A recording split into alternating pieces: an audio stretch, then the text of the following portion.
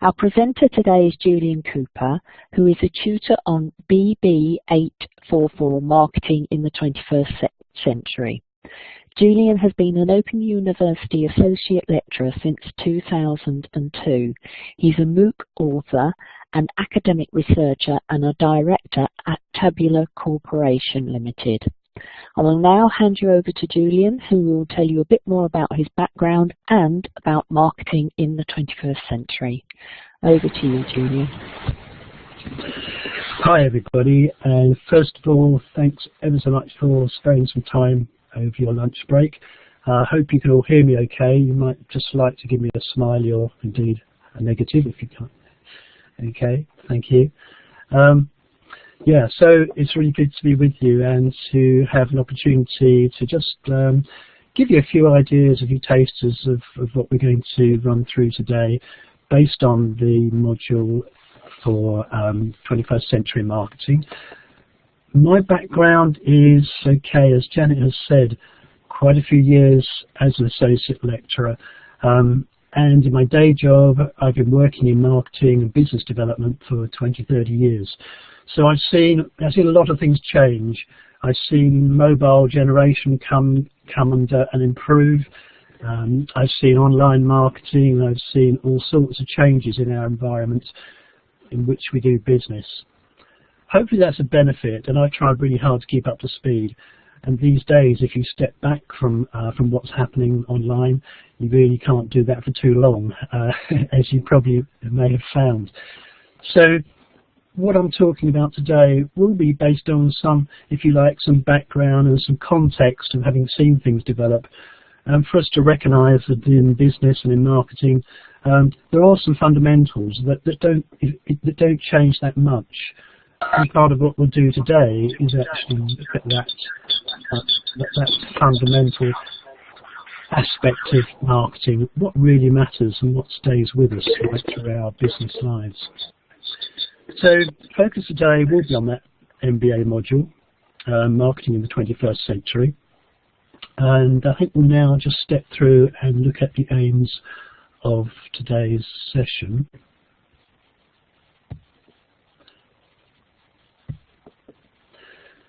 So what we're trying to do is not to give you a blow-by-blow summary of the module, but rather some tasters of what it offers and how students, and myself indeed, have applied the models and theories in practice. So I'm sure we'll get that business and therefore marketing is all about online activity today, but we'll be looking at marketing across the spectrum of media. And there's a deep message there for us that we'll pick at through the sessions and bring out at the end, that really we have to think about all the components, all the touch points when we are marketing and contacting, communicating with customers and stakeholders. When I use the term touch points, that really means wherever we make contact with those stakeholders and customers. It could be a complaints forum, it could be an event, it could be a sales transaction. All of those we class as touch points, so it's an important term to remember for the discussions. And we'll look at a few cases of applications in practice, because there's nothing better than that. Did it work for you? I'll give you a few examples later. And through the session we'll have a number of concepts and models, and we can use those really as toolkits, and you can take them away and think about how they might be of use to you, to your business. So before I go any further, just a question from me to you. How many of you are actually working or feel that you're working in a customer-facing or actual marketing role? Just like you to put your hands up if you are.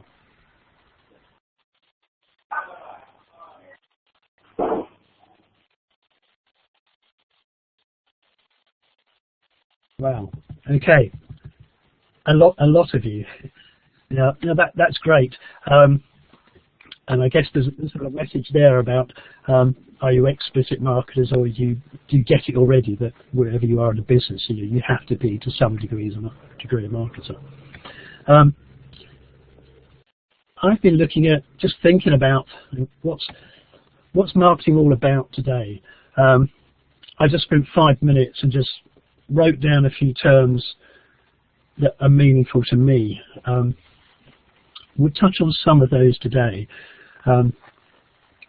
and whether they're in bold or small letters, doesn't really matter. They're just terms, and any one of those terms may be important to us. Just picking one or two out, probably the term global is one most of us have to consider these days. Maybe you're working in a small business, a local business, perhaps in the UK or in Europe or wherever. However, as soon as you go online, you have to start understanding, comprehending that you may be moving into more of a global aspect. You may be having to think about who your customers are, and that really sort of begins to drive what you want to do as a business. You have to spend some time to think about how you can manage that, and if you're going to expand, how can you manage that expansion? One or two other words that come to mind. Really important one. A lot of people perhaps have a negative view of marketing, and yes, the dark art of marketing, some people say. I understand that, and if you're getting nuisance calls 3 or 4 times a day, like I sometimes do from PPI providers, that's surely the unethical side of marketing.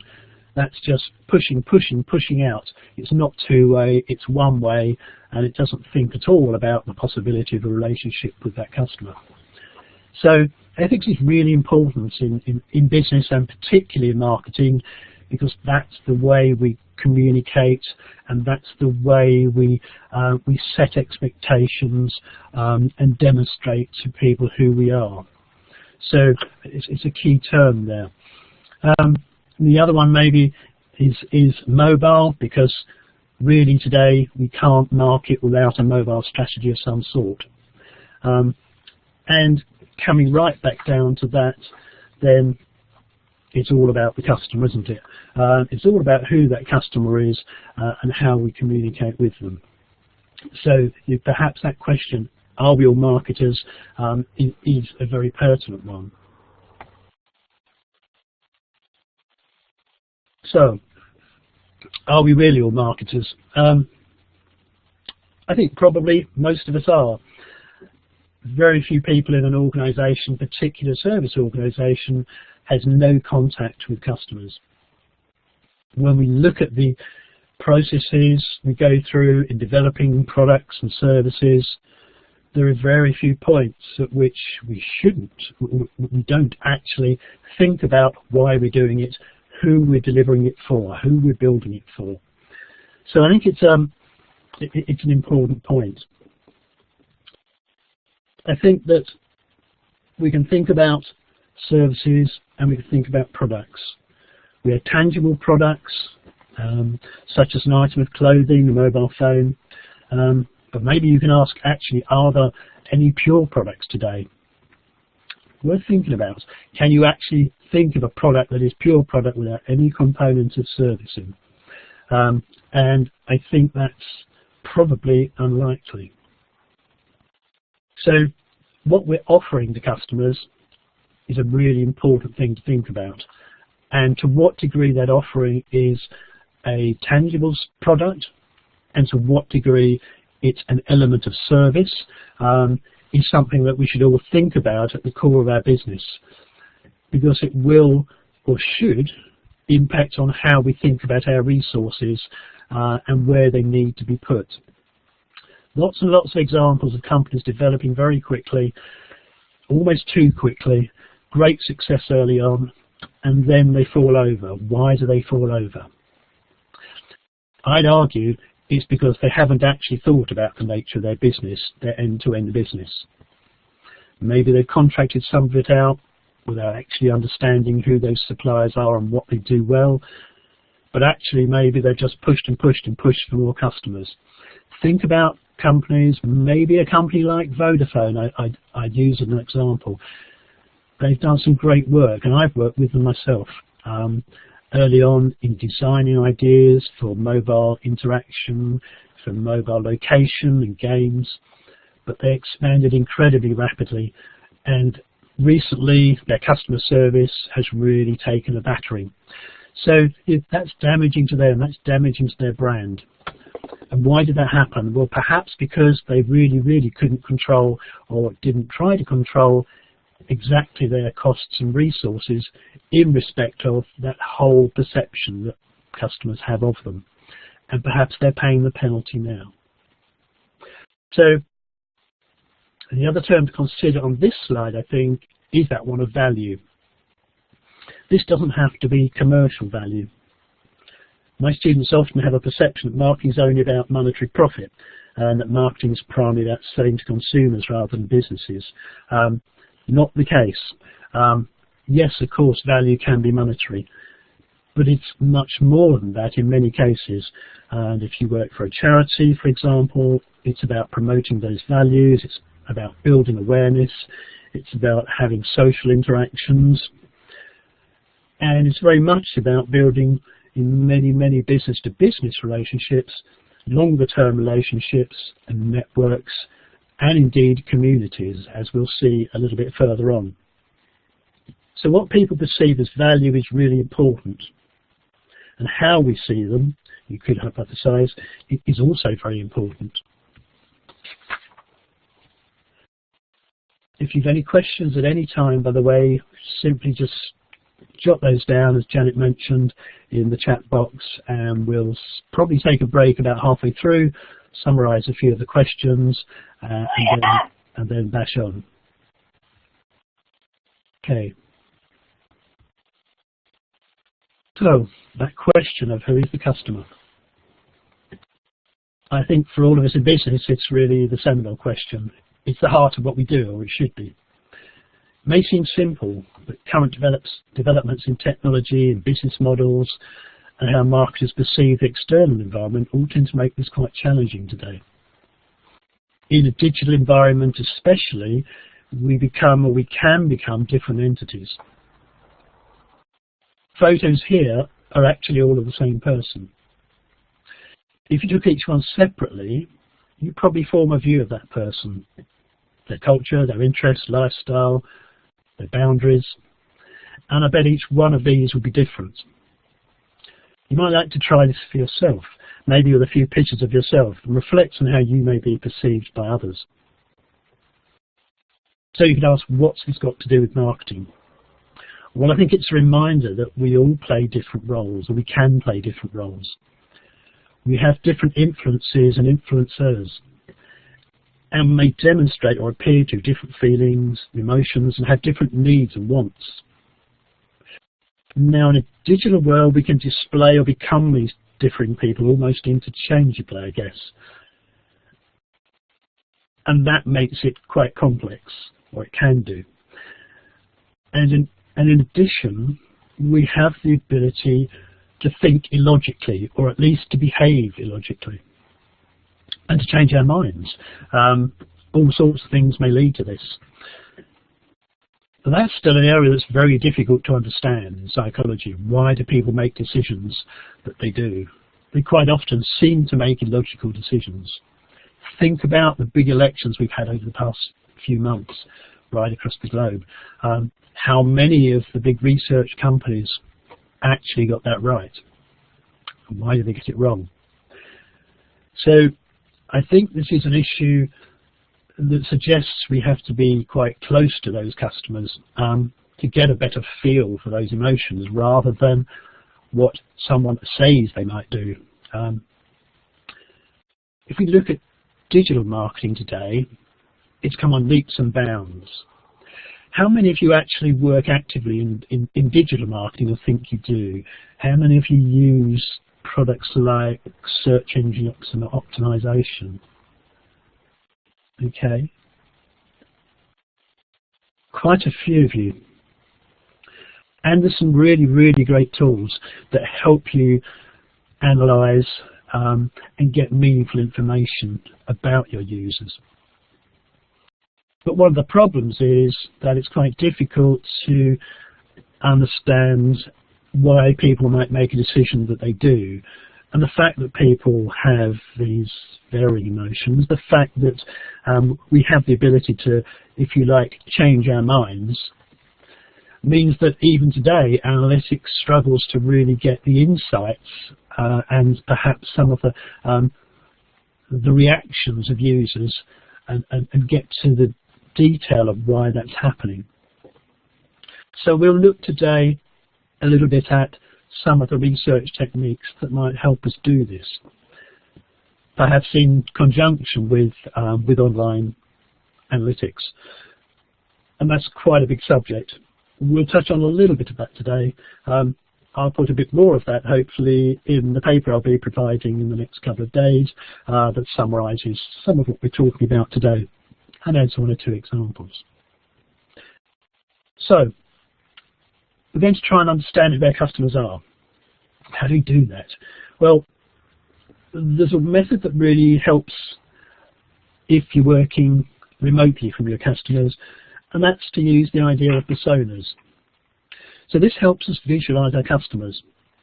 We use descriptive cues to describe a typical customer. Think of the room they're working in, where they're working, maybe even what they're wearing. But typically the sorts of problems and decisions they're making day to day. And then we try and encapsulate that in a written description, maybe a picture, a photograph, whatever. So that's quite an important tool, and many customers perhaps can benefit from us having that sort of understanding, particularly, as I say, when you're in a more of a remote situation. It helps give the marketing team and a business in particular a feel for who they're working with, who they're trying to communicate with, how they're putting their messaging together. Okay, so let's just look at a simple model concept that perhaps adds some logic to this. Quite a bit of what we do today and in the module in the MBA lectures in general is about actually thinking a bit about the theory behind the example, if you like. So let's just have a look at one here.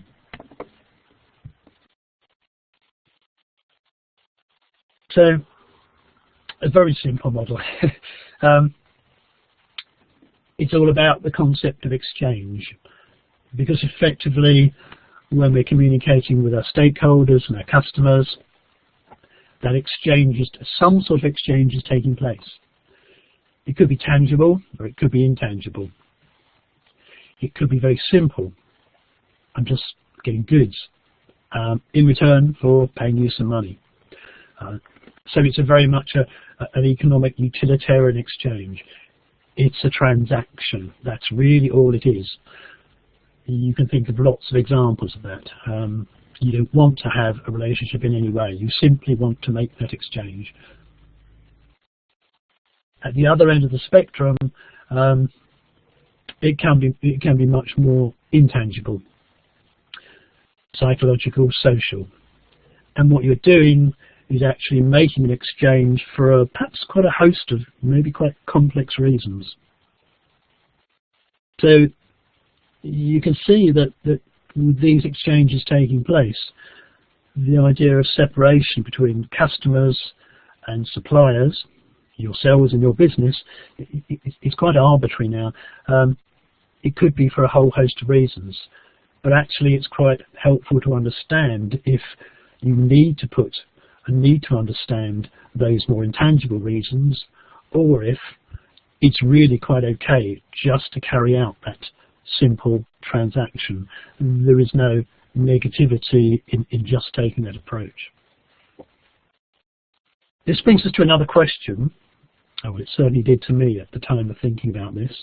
Well, so we need to understand our customers and stakeholders. There's a debate that's quite strong at the moment, I think, on the question of whether the customer actually knows best. We need to understand our customers, but do they dictate, and should they dictate everything we do in developing our products and services? You may wish to consider the concepts of being either customer driving or customer driven. Maybe some of you have heard of that term, maybe quite a few of you. But think about it in the context of your own business. Where do you take your cues from? How important is it to really understand on an ongoing basis and have those interactions with customers to help build and develop what you're doing? the example of Apple, I think, helps us to demonstrate this, maybe one extreme, you could argue. So think about Apple and the company and the products they make. They would seem to be a very product-centric organization. That often is a byword for not being customer-focused. So new product development itself for Apple it appears to be gathered in secrecy. They have huge product launches, things unveiled, if you like. It's a big event.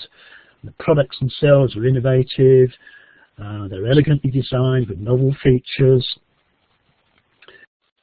and products like the iPad set new levels of excellence in their field.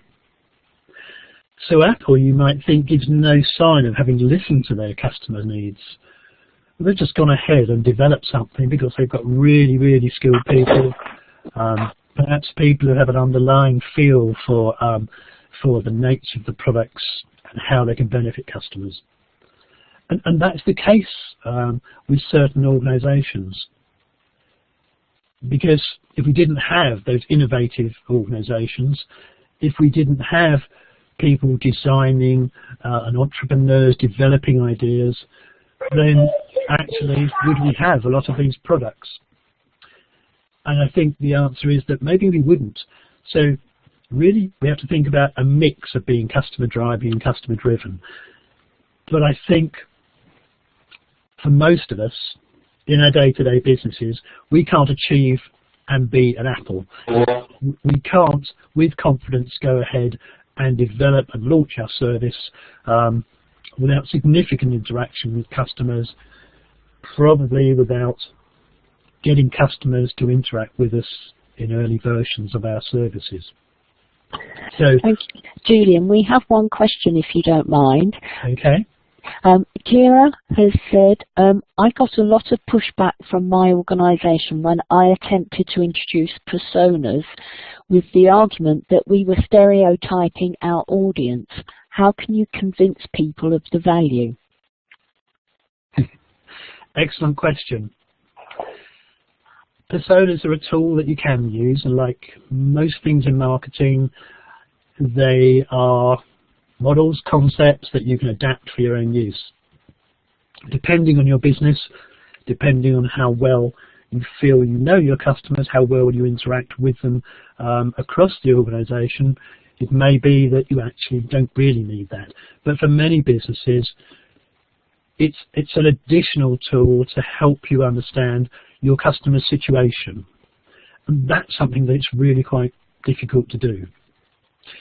In my working life, I've been lucky enough to be able to work with customers a lot. I've actually worked in customer organisations for a while, and those sorts of things help you get a gut feel as to what goes on, what makes them happy. From that gut feel, I'm able to design and describe quite a really detailed persona. But how can 90% of the people who work in my organisation do that? Because they haven't been and seen that customer working. They haven't been in their environment. That's why it's valuable, I think. And that's the argument you can make. It helps get a better understanding of your customer situation without the costs necessarily of everybody driving up to that customer or visiting that customer and saying, hello, can I sit down with you and understand you? Actually, some customers get completely fed up with that when you overdo that. So personas is a useful tool that's friendly and helpful and benefits everybody. And you can adapt those personas, you can change them. You don't have to force them as an issue, as an entity. They're there to help if at all possible. Hopefully that's given you a reasonable idea of the value, certainly from me anyway. Okay, so we need to move on. I can see the time's pushing already. So when we think about those customers, we think about what we're trying to understand, we have to think about information. We have to think about gathering information. So here, the digital world, I think, is arguably coming to our aid, although perhaps we're almost getting to the point of too much information. But let's have a look at this next slide. So as I said, it could be that with digital technology today, we have the capability, if not always the capacity, to understand and to identify masses and masses of data. Services and systems are available that can help you access this information, and in great volumes with low transaction costs. So you get pretty much a massive reach of your customers, especially if you're interacting in an online environment. There's background noise going on. I hope it's okay, not too disturbing. But yeah, so understanding that digital information and being able to manage it is something that most companies are thinking about today, and we have to try to build that capacity. If you think about and you look at what's actually happening out there in the ether, data flows are increasing massively. And as we move to kind of real-time digital exchange, that could be in B2C markets such as online games, for instance, or music files, or B2B markets delivering cloud-based services, you can see by the quantities of data the amount of information that we're all trying to access. But the problem here is, how can we actually manage that? How can we make sense of it all? Because it's not only local information, it's probably global information that we're getting now. So, for example, organisations like the BBC and BuzzFeed, they get over half of their online traffic from outside the home country. So it's a massive reach today. So I think the first thing to think about is how we can utilise what we have in-house, or do we want to aim to build towards a managed service, perhaps provided externally. You may have all of your data stored in a proprietary system, perhaps a SAP system, Salesforce.com or GoldVision, and more about those in a minute. But just as likely, you still have to work your way through multiple sources in the search for information. It could be spreadsheets, monthly sales reports, market research files, maybe even some paper files. So let's think about how we can structure this information and how we can put it into some sort of logic. This is just a simple slide to really show you that the big picture. Cloud computing is, in the last 2 or 3 years, has really begun to offer value. It's something that many of us in our businesses are actively beginning to utilise. As we can see, what's inside it, the big data, as people refer to now, the ability to go through analytical models and to understand from the data real information is becoming increasingly valuable. And there's a social component to this as well. We need to consider the social context, Facebook, Instagram, etc., as part of our whole customer communication and marketing activity. And in addition to that, we need to think about, especially our people who are outside the business, who are working in an environment with customers, and indeed the other side of that, the spectrum, and that's the customer themselves. So we now have what we call enterprise mobility. We have the mobile device as perhaps the primary route for communication today in business, let alone in a social environment. Feel free to challenge that, anybody, if you feel differently. So I think that's a model that for many of us may still be an aspiration, but even today, many quite small businesses, small, medium-sized enterprises, SMEs, are working towards that and beginning to find that actually you have to start thinking about having an online strategy, having a mobile strategy, and beginning to put those components in place. So that's the big picture. Now let's just sort of step back into where we are from a marketing perspective. And this is a very simplified model here, but it helps us just think about information from a marketing communication perspective. This is a conceptual model of what we could term a marketing information system.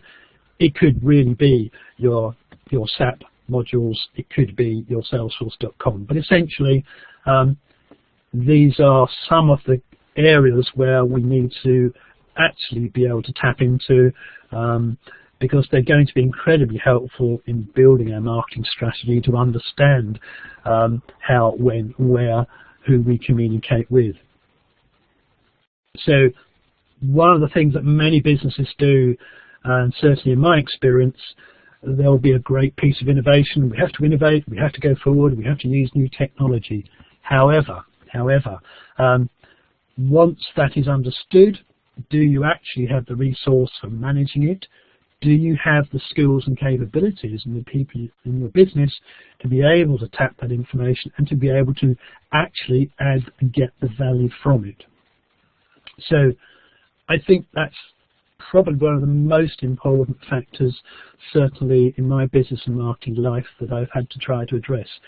Turning, if you like, the potential of information, of ideas, indeed concepts and tangible services into value that help you make a better business.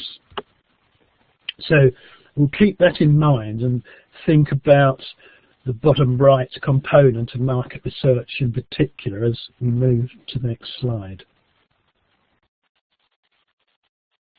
So, question to you now: which of you have actively carried out marketing research in your business careers?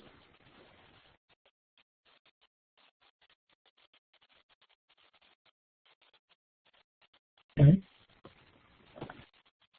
Quite a few of you. So I just wanted to touch on this whole idea of is this online or is it offline marketing research these days? Where do we get our insights from? I think, as we've discussed briefly a little bit earlier, we have the capacity, we may have the capacity to get a lot more information about our customers from our online activities, from the data that we can analyze and that can be analyzed for us, to give us steer, to give us ideas, to give us volumes, if you like. And actually that's something that's really very valuable. It's only in the last few years we've been able to get actual volumes. And so you could argue that marketing is becoming more of a science than just an art, if you like. Marketing research traditionally has been about perhaps providing some very statistically valid models, trying to say and prove that in terms of your sampling design, you've got the right sample set, you've understood the volume roughly of your audience, and you've taken a percentage of that.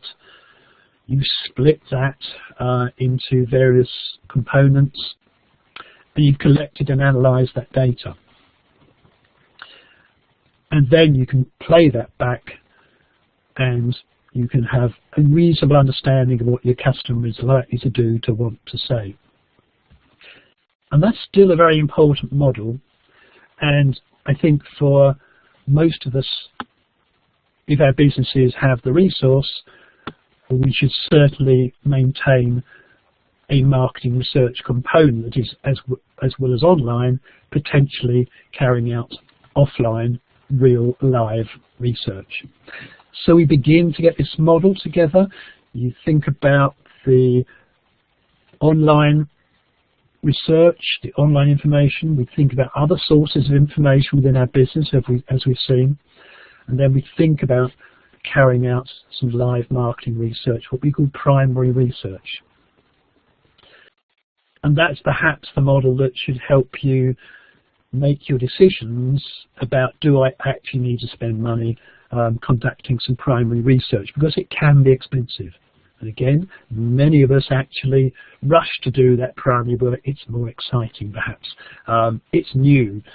We fail to build on and get the value from the information that is already perhaps in our business, or indeed can be identified online free of charge, or even perhaps for a fairly small fee purchased from a research provider such as Ovum, for example, in technology.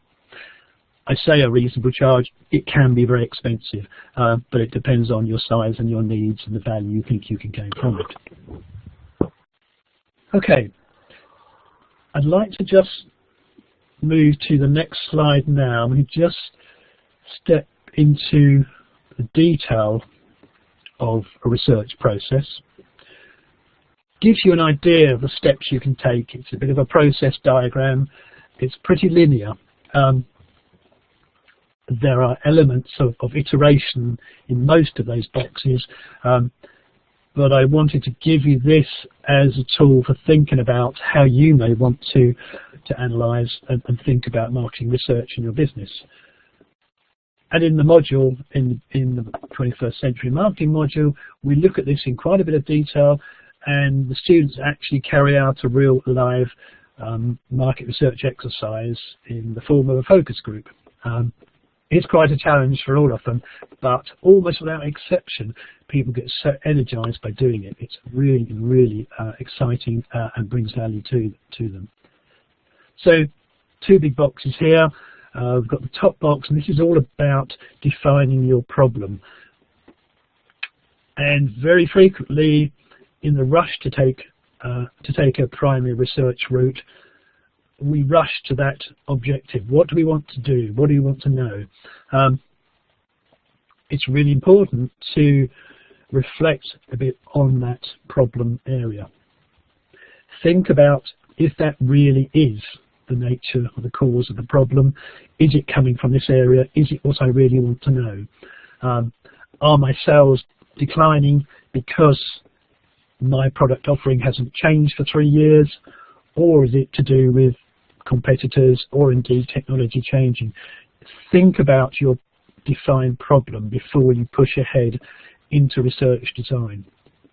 So there are a set of activities you can take, you can carry out to help you do that. So often it is something that we don't take enough time over. And if you don't take time over it, then you can be delivering expensive failure. You can be analysing and considering the wrong problem, if you like, which does nobody any favours. So here I'd just like to think about the steps we can take. So we can organise and think about marketing research as primary, where we're doing something for the first time, or we can think about it as secondary, where it's already there, it's been published somewhere. So the two routes you think about here are what we call exploratory or conclusive. Taking the conclusive first, that's, if you like, most like the analytical online information that we can glean from the data that we may be getting now. It gives you something more definitive. It's quantitative in nature. It is or should be or can be statistically valid. It's how we develop. It's how we develop quite complex questionnaires, perhaps, and we have them coded specifically in relation to the types of answers, and we end up with with a statistically valid answer to our problem. Julian, we've got a quick question. Would you mind taking it now? Yeah, okay. Katja has said, working for a small company, 2 million annual turnover, I have 2 days a week at most to devote to marketing activities. How do I conduct research quickly and cheaply? Okay, Katja, that's a question that's valid for many of us. Why do we even bother to do it? There are lots of tools you can use. You can use simple research tools. you can go online and simply ask the question, and find lots of those today. You may want to work with a partner to actually get a partner to deliver some of that information for you. I think for you, in a small business where you can't do lots of live research, it is much more about that understanding of the information you've got. It's getting value for the information you store. So help you make those decisions. Do I actually understand what this customer wants next? Do I actually understand if this market is available for me? Somehow you have to put in some of that time in thinking about that. Once you've done it, and once you stick to that mantra, if you like, you'll be able to glean much more information simply from what you have within your business. You may, for very big decisions, decide to do something more significant along the lines of what I'm describing here. And some of the students who've worked on this module have said exactly what you said to me. I'm not sure if it's going to be of value. When they've carried out the exercise, they've realised they've learned so much more about their customers from that activity. It goes up a little bit in the prioritisation of the different activities. I'll come on to another aspect that helps us those priorities next. So I can't say, yes, you should be doing all of this. What I'm doing is saying, here's a model. You can pick some components of this to either do yourself, to get a partner to do this for you, or indeed to see if it can be replicated from the information you have captured already and perhaps aren't really taking any time to look at. So, okay. Thank you, Julian. Thank you. Just to finish off on this slide, looking at the left-hand exploratory component, that's where we don't really know about the problem. We don't fully understand it. It's where we want to talk to people, perhaps one-to-one. These could be experts in a new market. These could be existing customers looking at a new service. So we have one-to-one interaction with them. This can be online. It's not a problem. And there are qualitative exploratory research tools in the market. Again, just write in that into your search engine. Write the question into your search engine. You'll find them. But this sort of approach doesn't give us total solutions, but it helps us understand the area of the problem, and it may well bring out new insights because you're actually talking to real people who have real problems around the area that you're interested in. And they may, in that discussion, raise ideas, help you to surface totally new insights. That happens probably 20–30% of the time when I'm carrying out research. We come up with something quite new that, from the business perspective, we hadn't considered or realised the importance of. Okay, we need to push on now, so I realise we're getting quite close to our limit of time for you. I just want to touch on the idea of resourcing. From the questions that are coming through, it's quite clear that you don't have enough time, you don't have enough resource, but you have to try to prioritise and think about how you can match your resources with actually understanding and delivering your customer needs. So it's a balance you're playing with, perhaps on a weekly or monthly or maybe even daily basis. How can we help you in that a little bit? Well, one of the ways is through actually thinking about who are our customers in terms of the type of customer, in terms of who they actually are. So we use the process of segmentation to help us to make profitable and value-led choices about which customers we can satisfy with those resources we've got available. We often work in a crowded marketplace. We can't all get to every customer first, We feel there's a race to get every single customer. And how many of us, here's a question to you, how many of you have experienced the fact that, as particularly from a sales perspective, you have suffered because you have felt you've had to try to gain every customer, regardless of whether they actually are really spot on in terms of what you deliver for them, or indeed how much value they're going to bring to the company. And a few of you, I certainly experienced this, and it's one of the major factors that comes through from my students on this module, is the fact that they are damaged because they try to get every customer when they know they can't effectively manage and deliver what those customers want. And so this is going, if you're not careful, and many businesses this has happened to, we alluded to Vodafone before, you get to a point where you actually fall over and can go out of business because you're getting too much business, but you're not getting the right sort of business. You're not getting the business that you can really effectively provide your services and products to profitably and to excel in what you deliver, because that will keep the customer with you and bring the value in. So here's a process that you can take away with you. I'm not going to go into it in big detail, but you can read the slide. But the key idea here is that there are 3 core processes. First of all, trying to better understand what is your ideal customer segmentation. Your market can be huge and varied, but what are the sectors, what are the types of customers that are most valuable to you? In addition, the value coming in, but the value you can give back to them. So many of us have segmentation models that we think are segmentation, but actually they're really just categories. It could be age, it could be even gender, something like that. But more and more, we're actually thinking about identifying distinct subgroups of customers. They've got similar needs, they've got similar behaviours, and they've got similar attributes. So you can have your categories, and in fact, geodemographics is really important now. Location, where the customer is.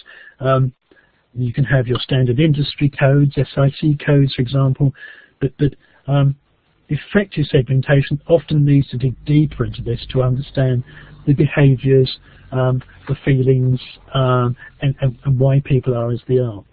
So companies like CICA have got quite complex segmentation models. The ACORN model is one that I can think of, and they have developed rich descriptions of customer types. For example, city sophisticates or career climbers, and they've both got sets of unique qualities of behaviour and attributes. So if you can take time to try to understand your market in this way, it will or can help you target those segments that are most important to you and are most important in terms of what you can offer them. And then finally, the positioning piece is about, for those particular segments, how am I perceived by them, and how can I present myself, my organisation, my offerings in the most productive and the most effective manner. And of course, that's right at the core of our marketing strategy, if you like. So, any questions on that? We don't seem to have any questions, but there's a really good discussion going on, and people are offering Katia some great advice here. If you don't mind, I'll just sort of go back to that. Of course. Katia has said she'd be to business, so that obviously causes a few problems. Because Kira suggested taking somebody out for a coffee, which is great, but you know, it depends on the size of your market, I'm guessing. Jodie has suggested it's worth teaming up with the sales team, which sounds like a really good idea, and getting them to question when they do calls and meetings. Absolutely. And Tim has given a great link for a report provider who give free synopsis reports on their website, and suggested something like SurveyMonkey. That's So, right. Yes. Yeah, that's probably one of the most popular for a simple question. That sort of question is a simple question. Yeah. Okay. Great advice, guys. Thank you very much. Yeah, thank you. And certainly, when I talked about understanding what you have in your business, that isn't just data, it's the information inside people's heads, particularly the information inside the sales team's heads. Think about why salespeople are doing what they do. It's very much in terms of their salary model, it's often very much based on individual achievements. And so they're loath sometimes to impart that information. Even if you have a system such as Salesforce or GoalVision, can you get your salespeople to actually put in valuable information about their customers? There are emotional reasons why they may be loath to do that. So engaging on an ongoing way with your sales team and others in terms of business development is a really important factor of, again, understanding your end-to-end business. Right, I'm conscious that time's moving on, so I'm going to just mention a couple of these following slides without adding great detail. But again, they're models you can take away to give you some sort of idea about how you can better think about marketing to get value. Many of us today are working in a service environment, as we said.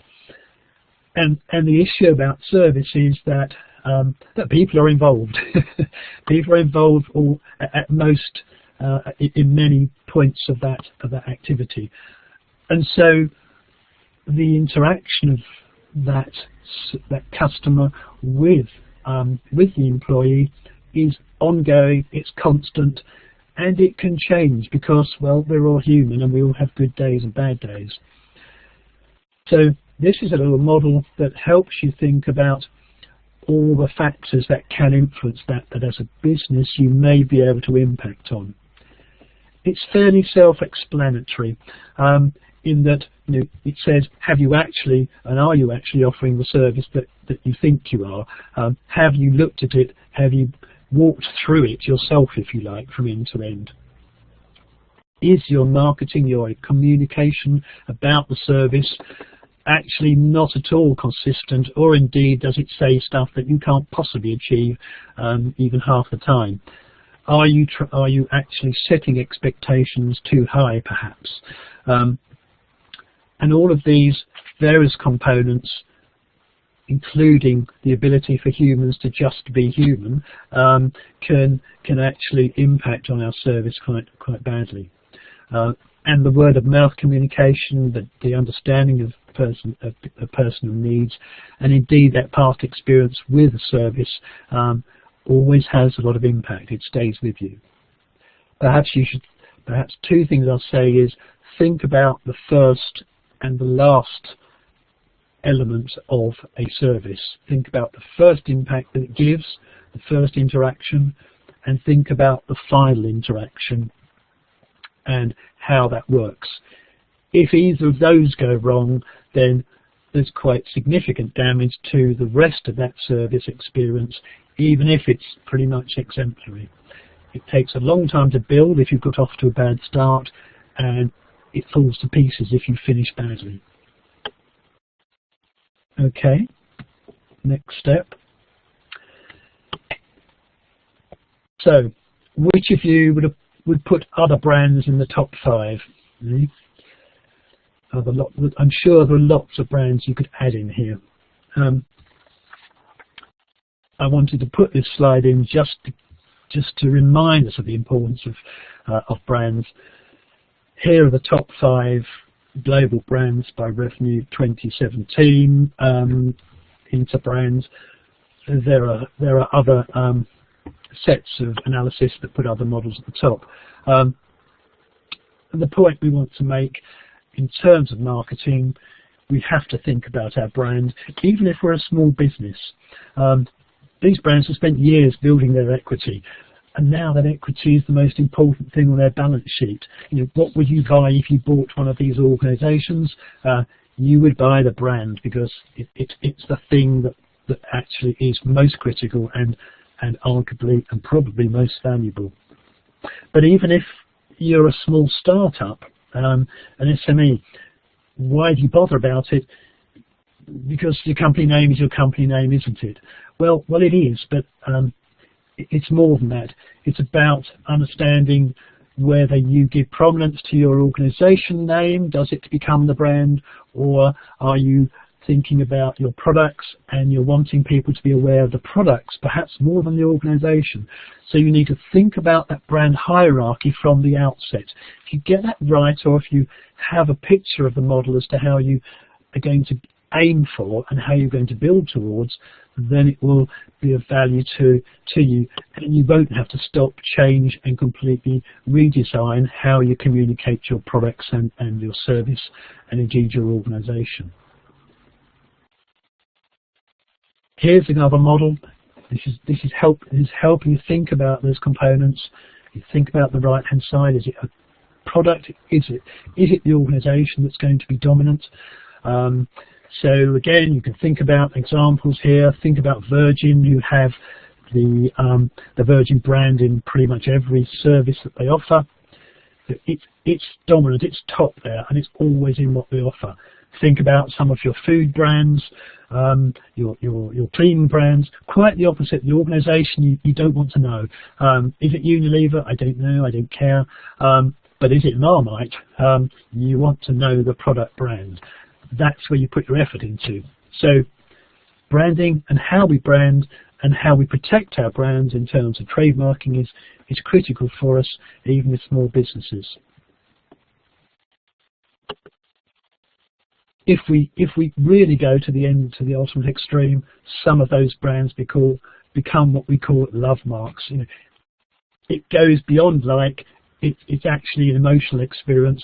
It isn't necessarily logical, but we go to war for those brands, if you like. We support them. We always say positive things about them. Perhaps your football team or something like that is perhaps in that definition. But brands can achieve that, and it really emphasises the importance of considering that as part of your business, and recognising that your brand is very much an emotional component to its customers, to its users. Two items to finish on now. Managing mobile. I'll give you some more examples in the paper that I supply. Just to say that it's been a very, very rapid journey from early developments of mobile phones, where we have had basically no capacity to send data packages, really, just very simple messages. We've now got two-way. We've got mobile web, and indeed we're getting to the point where we can have different services that interact with each other on two items, and perhaps even an item of clothing that we're wearing. Mobile has made a massive impact on our communication with our customers, our interaction with our customers, and critically it's added the location component as well. So wherever we are is important, or can be important. One example, to me it's a really, really important one, because it reminds us of how mobile has actually helped. It's helped those of us who have found it difficult to manage businesses think about developing world, think about doing business in subcontinents in India and Africa, and services here have picked up that. They've narrowed the value chain. They've enabled small businesses to deal directly, to make transactions with their customers, and this service called M-Pesa, developed in Kenya, is a great example. It's got over 25 million users now. It started at the same time that Apple launched their iPhone. It's simple, it's not complex, but it has completely changed how we do business, how we communicate with customers in those areas. So an incredibly valuable tool. This is really my final slide, where I'm just sort of talking about other ideas, and I think this goes back almost to Katya's question, and some of the answers about how we can to understand and work more with our customers, and these are ways that are happening now that we're learning from and we're doing. You know, as a customer with TripAdvisor, you're feeding back, you're becoming part of that chain. You're helping influence that organisation. In fact, the organisation TripAdvisor wouldn't exist without you as a customer. Many businesses now are also actually developing more complex, more detailed interactions with their customers. Okay, there's a question here. Helen, do you want to? Helen, would you like to type your question? While we're waiting for Helen, Okay. I'd just like to say thank you everyone for hanging on. We do appreciate it's your lunch hour and we're running over slightly. Oh, must leave now, yep. Okay. Oh, So, no yeah. question, Helen. Okay, thank you. So this is just to illustrate how you can work with your business developers, the people who develop code for you, and many of us have that as part of our business model now. And you can work with customers, developing new ideas, trust them to work with your code, and that's a valuable business and a marketing tool now. You have competitions for hackathons where you can win significant amount of money for developing new ideas. It's a way of interacting in a valuable and meaningful way and getting value from both sides. Here's just a little example of IKEA picking up on the term, perhaps not so much with coding, but in terms of interacting with customers, putting ideas in, developing thoughts and concepts with the material they buy from IKEA. And of course, many of us have what we call alpha beta user testing with our customers now. And if you have an environment where you are developing computer services in any way, shape or form, you test those first. Be trusting of some of your best customers to work with them. You don't have to get it perfect first off. Many organizations deliver services that stay pretty much in a beta mode for a long time, if almost forever. The point about all of this is getting to know your customers, to be able to understand them better in a more intimate way, and there is trust on both sides. Finally, I had a couple of examples here, and these really are the nice last couple of slides. Here's just one to show you that brand management model. And I worked with a small microbrewer to actually think about whether he wanted his brewery or his beer to be at the top of that hierarchy. And then we actually trademarked the company and we trademarked the brand name. And now he's got a clear direction of how he wants to communicate about his business, because actually his business means that he wants people within his brewery, he wants them to visit it. And so that's important to him. So he wanted to trademark the business and have that as an equal component, if you like, with the products that he's offering. So for me, a great example, and I had some free samples too.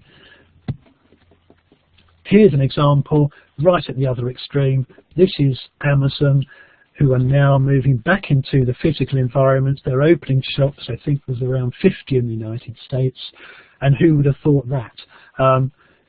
It's a message to us that communicating and marketing and working with customers needs to be, or it needs to be considered to be, many, many channels. So pick what's best for you, but don't rule out things, because fashion may dictate online, but you can be equally effective and perhaps need to have an offline presence as well, a live presence. So here we are coming to the close, and I apologise that we've run over. I couldn't resist finishing on this because it's a great example of how we can get it wrong, and the fact that we are all marketers. If you think about that image that flashed across the globe of the customer being pulled off the flight, how much damage has that done to the organisation? So everyone in your business is a marketer to some degree, and we need to impress upon that. And here's the summary. Thank you very much for your patience and some fantastic questions. If there are any questions left, I'm happy to take them. I think, Julian, what we'll ask people to do is perhaps if they've got any questions left, they can email them and I'll pass them on to you if that's okay. That's fantastic. Here are your references, and thank you very much for your attention. It's been a really enjoyable time, and I hope there's some valuable ideas and some concepts and some models you can take away. Thank you very much, Julian. If I could just ask you to click onto the next slide, please, and then I shall just say thank you very much to everyone. Appreciate that we've run over. I want to thank Julian for this really, really informative session, and I will be sending out the slides, the recording, and any links that are available. Thank you very much.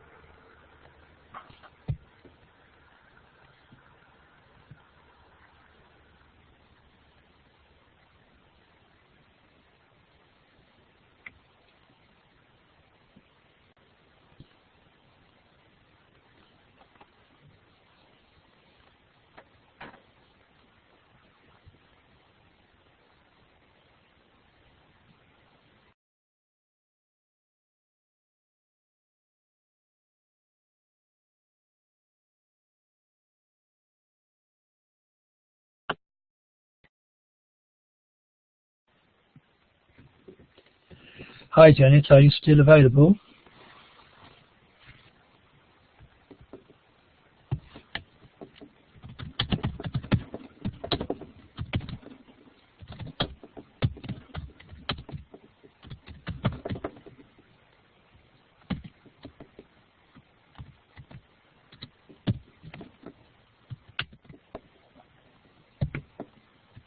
Hi, Julian. Sorry, can you? Yeah. Hi. I keep forgetting to press my talk button. I was talking away thinking, why is Julian not reacting? Yeah. I know, it's the fatal one. I've done it myself. Yeah. Yeah. I thought that was brilliant. Thank you so much for that. I'm sorry it went over a bit. It was just, no, yeah. No, that's fine. That's fine. And I thought they were very engaged. And, you know, I know some of them couldn't stop, but a lot of them did, which was excellent. It just shows how much they were enjoying it. Yeah. And I thought they were very engaged, really good. Yeah, I mean, I was a bit ambitious, I guess, but you never quite know. I mean, sometimes it pushes through quite quickly. And then, I actually think it's much worse if you finish without much to say and then nobody asks a question. That's far worse, far worse. So thank you very much. I hope you enjoyed it. I did. Yeah, no, it was great. I got into it, and I mean, what I normally do is I do write a bit of a script, but then usually I almost discard the script. The script I do it, well, as you've noticed from my opening one, I'm very much the same. It's more guidance, isn't it, really? That's right, yes. Yeah. You know, I have it there just for a few key sort of statements and, and examples, but once you start, then you get into it, and actually you find other things that make sense when you're talking, and then it becomes like a whole story, doesn't it? And, it does indeed. It does indeed. Yeah, no, I enjoyed it. Thank you for the opportunity. Thank you for doing excellent. it. So I will be in touch. So I'll put the paper together, and I'll make in the next few days, and I'll put an emphasis on some of the stuff that I didn't provide in much detail. Brilliant. Absolutely brilliant. Thank you. Okay. Thanks a lot. All right then. I'll speak Have to a you late soon. lunch now. Yeah. Thank Okay. you. Take care. Bye. See you soon. Bye.